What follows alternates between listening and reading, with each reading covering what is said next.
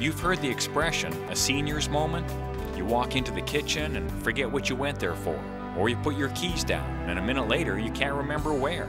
It's more than that, because it's one thing to forget, where you laid your keys down, and it's another thing to pick up your keys and not know what they are or what they're for. It affects 1 in 11 of us over the age of 65. And because Canadians are living longer, diseases like Alzheimer's are becoming more prevalent. We've seen it with my father, where he's starting to, show pretty significant signs of, what the conditions are with Alzheimer's and/or dementia. Both Don Moss of Victoria Premium Automobiles and Tim Hackett, owner of Long Beach Lodge in Tofino, know what it's like to have family members that suffer with Alzheimer's. My wife's father died of complications of Alzheimer's, and now her mom has Alzheimer's.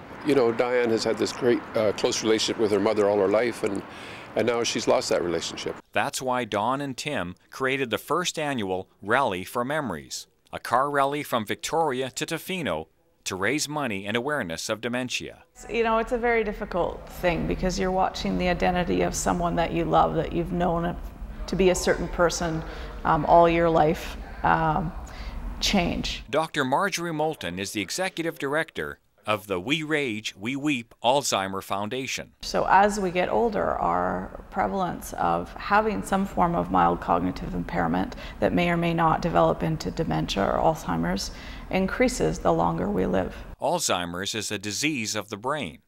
Essentially, proteins build up in the brain.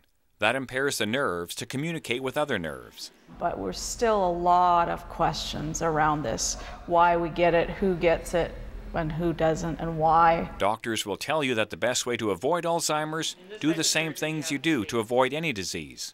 Eat well, sleep well, exercise, try and reduce your stress, control things like heart disease and diabetes that have been linked with the condition. I think it's important for people to remember that no matter how the disease progresses, there's often an aspect of that original person there that you knew.